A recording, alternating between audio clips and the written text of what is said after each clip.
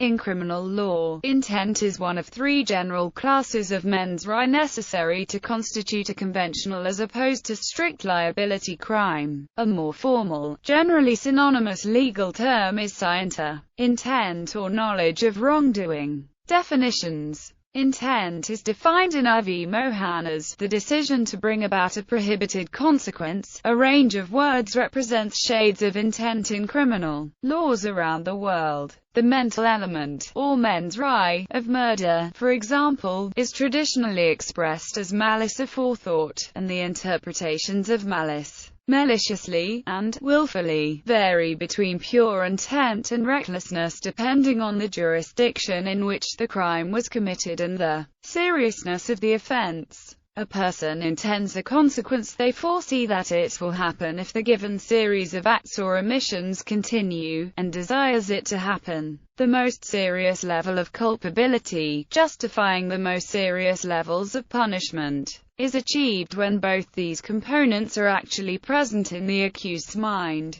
A person who plans and executes a crime is considered, rightly or wrongly, a more serious danger to the public than one who acts spontaneously, whether out of the sudden opportunity to steal, or out of anger to injure another. But intent can also come from the common law viewpoint as well. Black's Law Dictionary and People v. Moore state the definition of criminal intent as the intent to commit a crime. Malice, as evidenced by a criminal act, an intent to deprive or defraud the true owner of his property. The test of intent. The policy issue for those who administer the criminal justice system is that, when planning their actions, people may be aware of many probable and possible consequences. Obviously, all of these consequences could be prevented through the simple expedient either of ceasing the given activity or of taking action rather than refraining from action. So the decision to continue with the current plan means that all the foreseen consequences are to some extent intentional, i.e., within and not against the scope of each person's intent.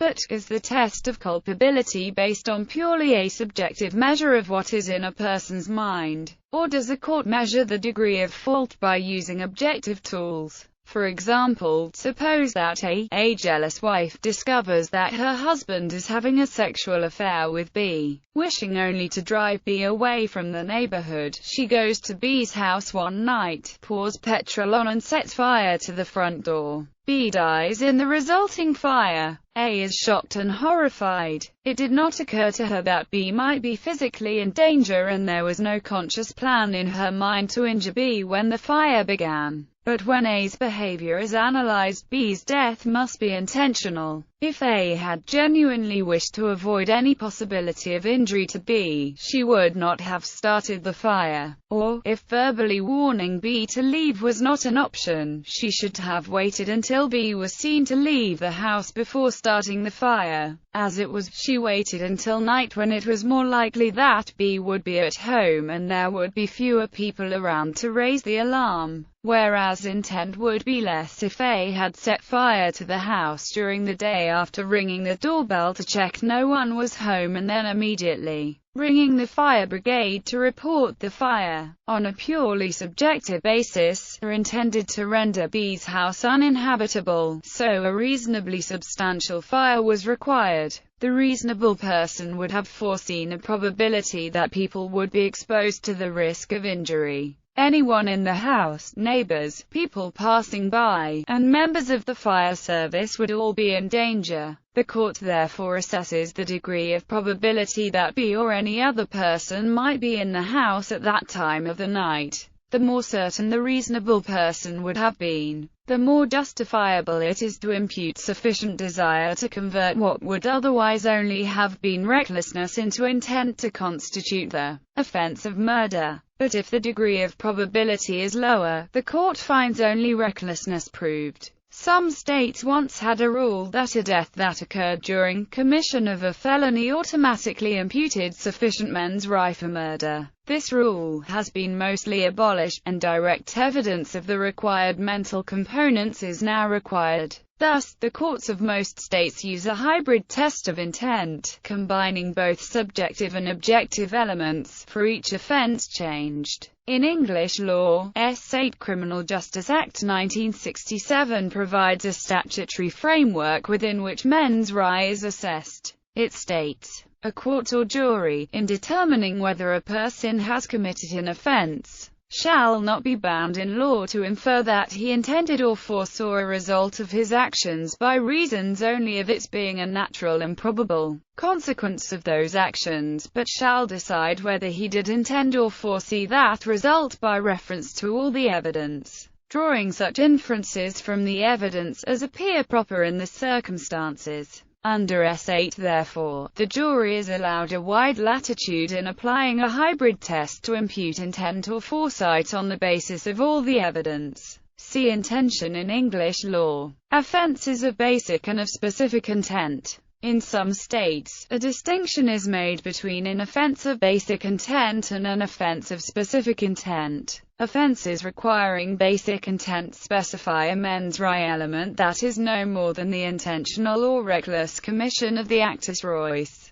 The actor either knew or deliberately closed his mind to the risk that his action would result in the harm suffered by the victim. The crime of battery, for example, only requires the basic intent that the actor knew or should have known that his action would lead to harmful contact with the victim. A limited number of offenses are defined to require a further element in addition to basic intent, and this additional element is termed specific intent. There are two classes of such offenses. Some legislatures decide that particular criminal offenses are sufficiently serious that the mens rea requirement must be drafted to demonstrate more precisely where the fault lies. Thus, in addition to the conventional mens rea of intent or recklessness, a further or additional element is required. For example, in English law, S18 Offences Against the Person Act 1861 defines the actus reus as causing grievous bodily harm but requires that this be performed unlawfully and maliciously. The modern interpretation of malice, for these purposes, is either intent or recklessness. Unlawfully means without some lawful excuse, and with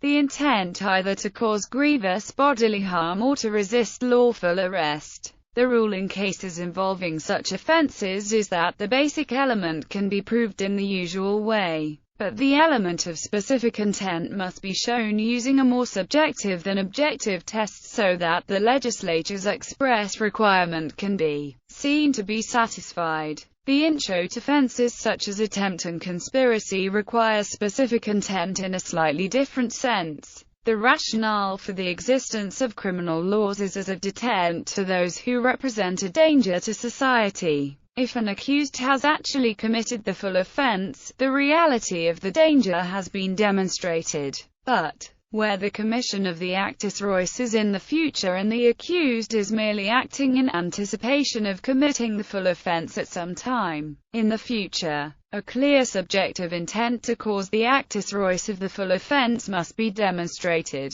Without this specific intent, there is insufficient evidence that the accused is the clear danger as feared because at any time before the commission of the full offense, the accused may change their mind and not continue. Hence, this specific intent must also be demonstrated on a subjective basis. At times a forensic psychiatric examination may be helpful in ascertaining the presence or absence of mens rea in crimes which require specific intent. Direct intent and oblique intent. Direct intent. A person has direct intent when they intend a particular consequence of their act. Oblique intent. A person has oblique intent when the event is a natural consequence of a voluntary act and they foresee it as such. The natural consequence definition was replaced in R.V. Woolen with the virtually certain test. A person is now held to intend a consequence when that consequence is a virtually certain consequence of their action, and they knew it to be a virtually certain consequence. The first leg of this test has been condemned as unnecessary.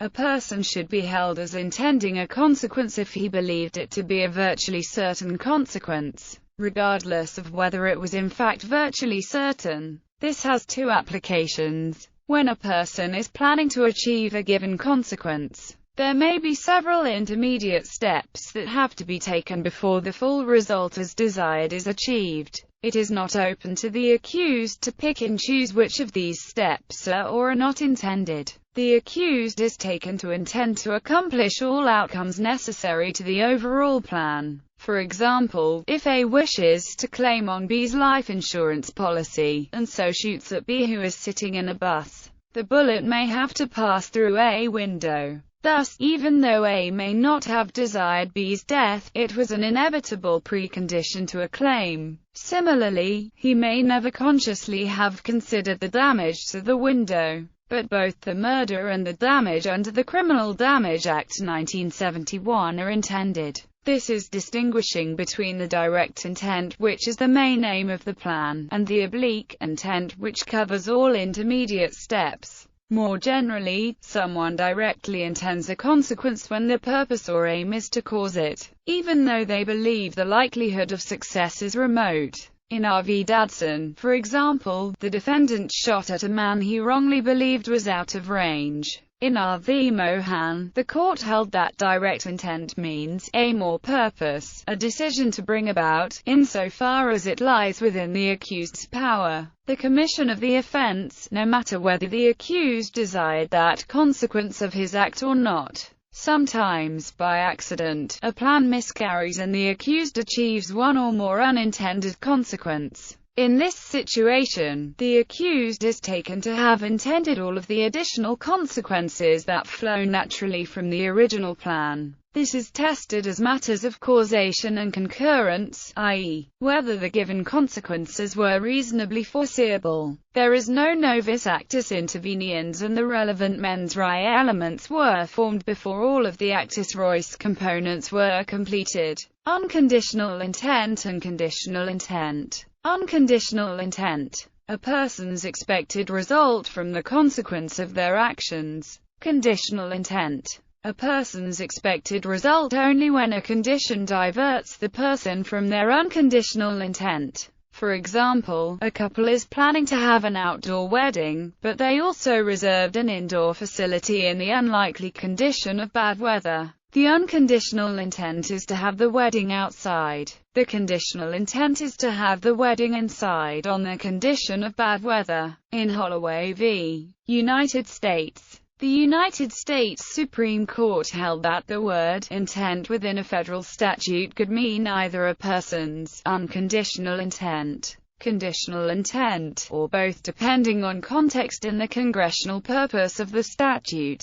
Holloway was charged and convicted with the federal crime of carjacking, with the intent to cause death or serious bodily harm. Holloway admitted to carjacking at gunpoint but argued he only intended to use his weapon if any of the drivers had given him a hard time. The unconditional intent was to carjack without harm to the driver. The conditional intent was to carjack and cause harm to the driver if the driver became uncooperative. The issue of this case was whether the statute's phrase, with the intent to cause death or serious bodily harm, applies to a defendant's unconditional intent or conditional intent. The court found that although the construction of the phrase suggests that Congress meant to provide a federal penalty for only those carjackings in which the offender actually attempted to harm or kill the driver, that a common-sense reading of the carjacking statute counsels that Congress intended to criminalize a broader scope of conduct than attempts to assault or kill in the course of automobile robberies.